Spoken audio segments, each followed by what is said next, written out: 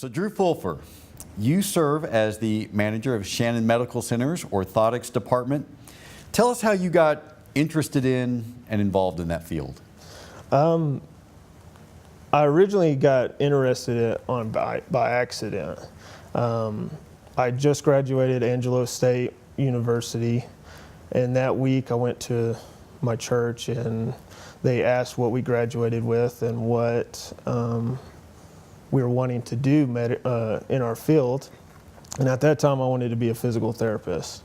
And I was working at a window company. And so I was looking for a different job at that time. And somebody in the congregation came up to me and said, "Hey, I think I have a job that you may like." Well, at that time I didn't know what it was.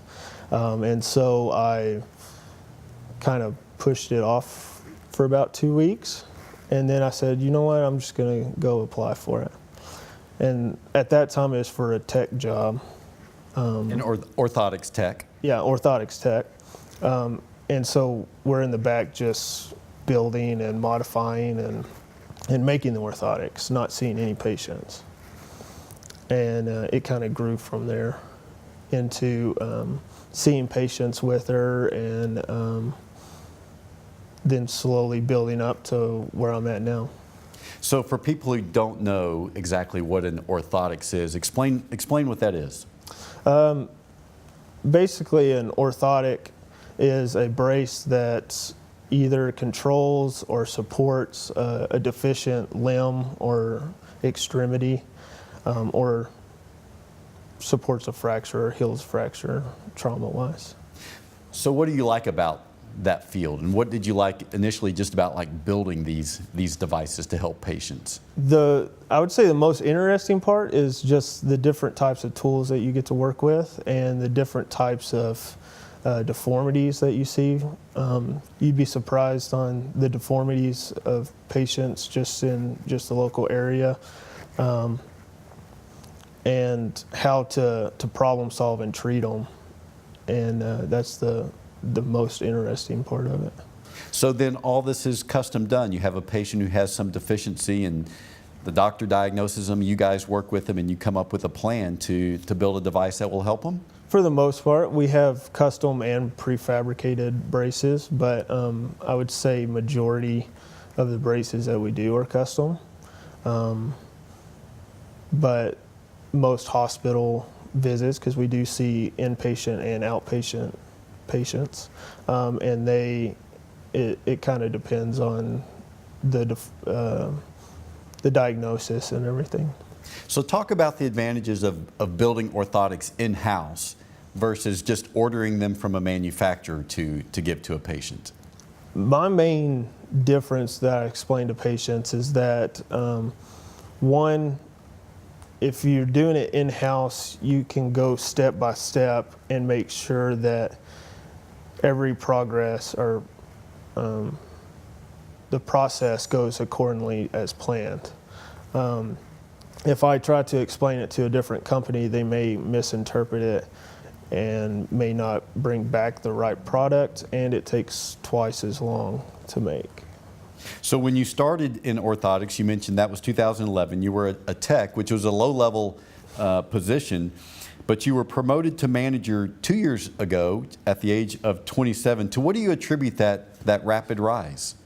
I would definitely say that I like to learn and learn a lot of different things. I try not to stick to one certain item. If I don't know it, I'm going to research it and learn it to be able to do the job. So you earned a master's degree in orthotics. What did that involve? I went to Northwestern University. At that time, it was a 6-month online schooling, and then 3 months in clinical-wise in Chicago, doing clinical stuff. And so, what did you like about that? The most I like the dissections and learning how the body moves and what muscles work what. that is gave me the most knowledge going forward. Now, a mutual friend of ours has told me that you are a very talented woodworker. Is there a connection between creating, some artistic piece with woodworking versus creating an orthotics for a patient? I would say it's almost exactly the same. The only difference is you're working woodworking. You're working with wood and possibly metals. With orthotics, you're working with plaster and sculpting items, tools. So, what do you like about creating with your hands? It's more of the seeing it in my mind and be able to, at once, at the end of it, see the 3D model, and that's the most rewarding side of it. But that hasn't always been the case with you. Before we began filming, we were chatting, and you said your father was a machinist, very handy with his hands, and you wanted nothing to do with that. It, yes. Yeah, and that was the weirdest part, was when I was younger, I was all into sports. I only wanted to play sports and didn't want any need or desire to do anything else. My dad is a machinist. He builds oil field parts. He builds airplane parts out of aluminum, steel, anything like that. And my grandpa was a woodworker, and my grandpa would ask me all the time to come out and work with him and build something, but I kept telling him no. And then my brother ended up taking advantage of it and going with him. But after my grandpa passed, shortly before joining ASU, that's when it kind of changed, and I was already starting for the window company, and that was my first hand on learning how to build stuff, and that was 3 years before I got to Shannon. So it was sort of, you sort of developed this interest through necessity because it was part of your job, and then found out that you actually liked working with your hands. Exactly. My boss kind of promoted me into doing it, because I would work from 8 to whenever the house was done, and at that time I was single, so I would stay after work typically till about midnight. Oh, wow. And build projects after work, and then I go home, start over again. But I was glad that he allowed me to do that, and to help me build what I have now. So you have served as a volunteer for Helping Hands, and that's a local charity that helps elderly and disadvantaged people with needed home repairs. What drew you to that work? It's more of seeing the enjoyment in their eyes and happiness from seeing them in such doubt and despair, and then once the job is complete, that they invite you into your house or into their house and basically do whatever you want to it in a nicely order. Very nice. So now that experience led you to forming your own nonprofit, Freedom Homes. Tell us what Freedom Homes is, what it does, and how it got started. Freedom Homes kind of came up between me and Shane Wallace. We both go to church together, and he originally started and asked me to join his Helping Hands project, well, or at least his team. In that, going through the 2 years of doing it, I kind of built an understanding of, we were working on a house that was a little bit ill repair, but right next to it was a house that desperately needed stuff. And we both thought to ourselves, why are we working on this house when we need to work on this house, the house that needs more work on it? And that's how Freedom Homes kind of become. And our main goal is to help those that are the most needed. And we try not to have too much of a budget. But it's a donation-based organization. And so we can only do as much as we can with the donations that we have. And there's also a spiritual aspect to the work that you do. Yes. Me and my wife have been going to Freedom Fellowship for the last 9 years and have grown to know God very closely. And that is the most important part of our relationship and what we do in our everyday lives. And I would say it's definitely the most important, and that's what helped. Just want to help the need and support them.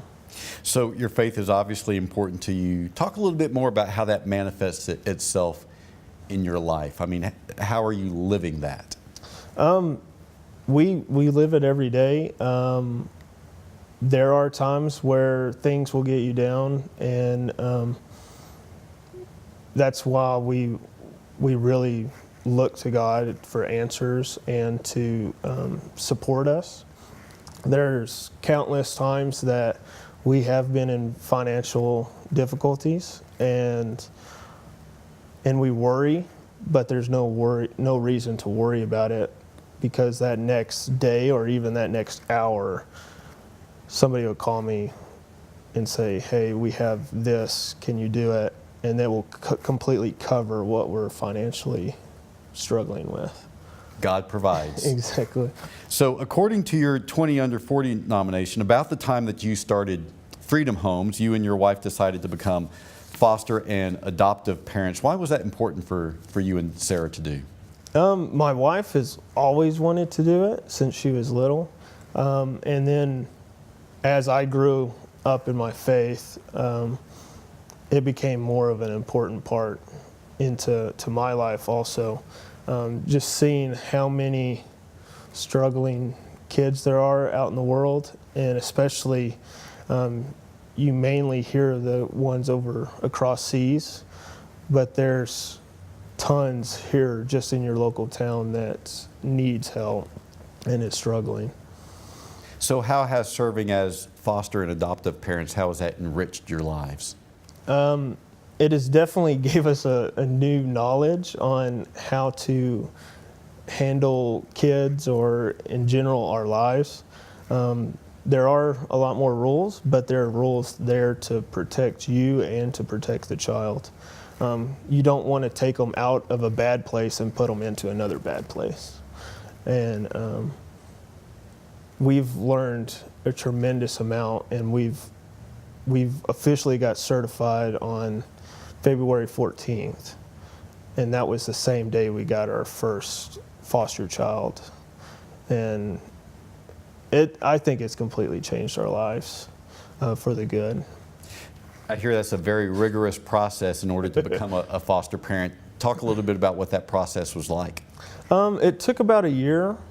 The main thing is going through the classes. There's probably about 16 hours of classes that you have to go to.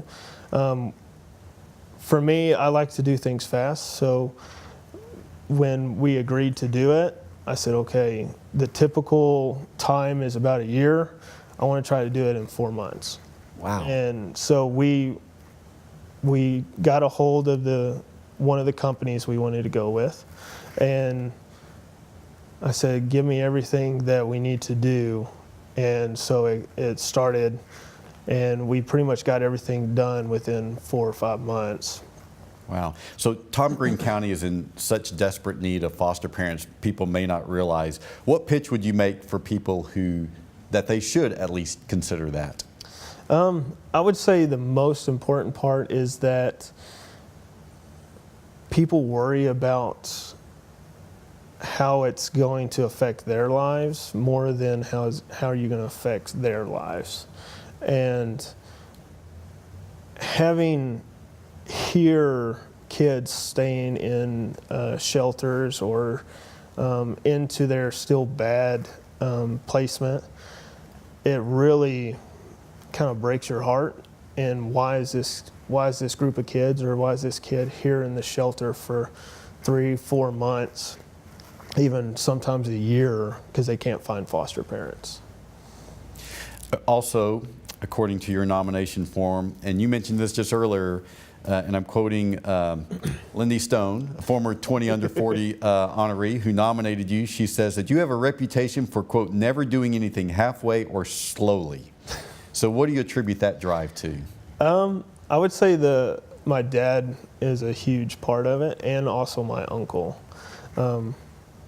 Before, when I was working in high school, I was doing sports and doing oil field.